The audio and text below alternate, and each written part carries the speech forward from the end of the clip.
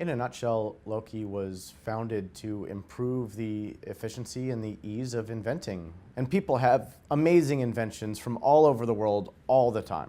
The issue is that it's actually not very expensive to invent. It's just very expensive and difficult to patent and turn it into value. And even once you go through all of the money and the complicated process and everything else, and you go through all the attorneys and the paperwork and the signing and the contracts, and it could all be taken away from you. You could not know the market well enough. Maybe nobody will buy the product. Maybe it has no use at all. Maybe there's some fundamental flaw. All of that is unknown until after you've spent the tens to hundreds of thousands of dollars. We wanted to change that. We wanted to make it easy. We wanted to make it cheap.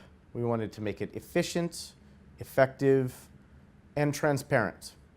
We wanted to make it so that you would know any business that was working on the same technology, any other inventor that you could collaborate with, any other co-founder that may have had a similar idea, so that you could find other technologies to partner with, the add-on, build a platform, build greater things, have different variations. It's endless. Intellectual property ideas or inventions within the Loci system are directly licensable or saleable to any corporation, company, investor, or other inventor anywhere in the world. What's important, an important distinction to make here though, is that it's not a patent that we're selling. It's not a product that we're selling. It's not even just an invention. What we're selling is the right to patent it.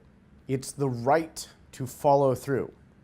Apple could come to us and say, hey, we're looking to build this HomePod, right? Their new home speaker technology. What we could do is that Apple would say, hey, we're looking for this technology.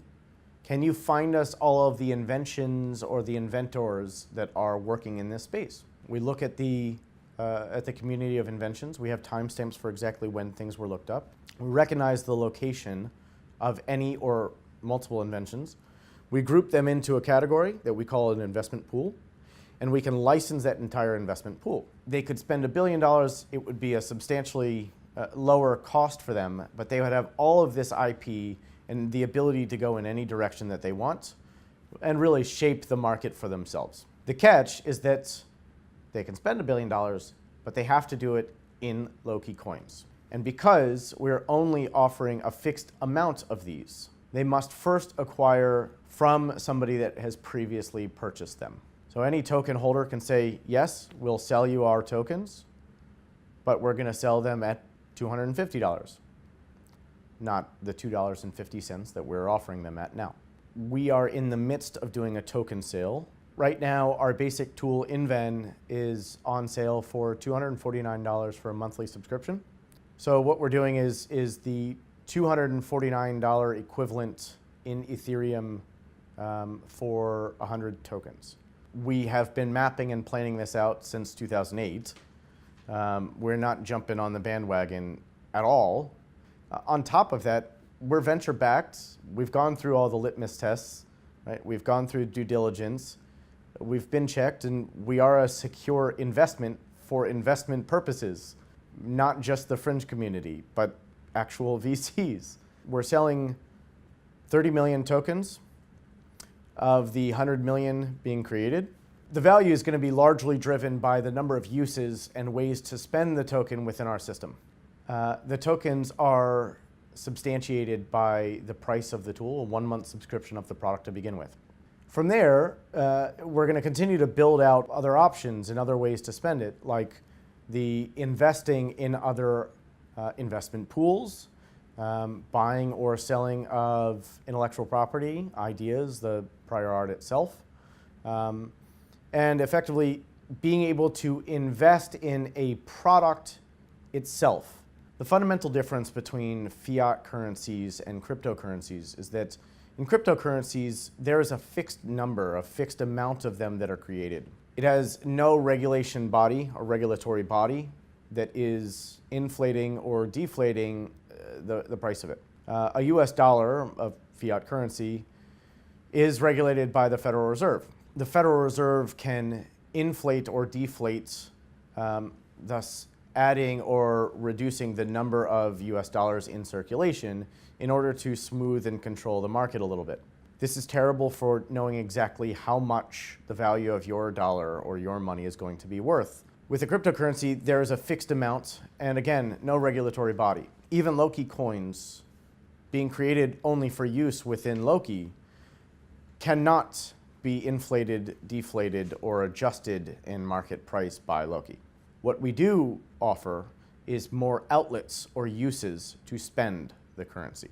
Smart contracts are akin to property deeds, or the titling process, where money goes into an escrow account. The deed needs to get into the escrow or needs to get unlocked in the title process in order for money to change hands and title to change hands or deed to change hands. Smart contracts are not a legal contract. It is a programmatic contract. It's always been important to us to operate in an ethical manner for this.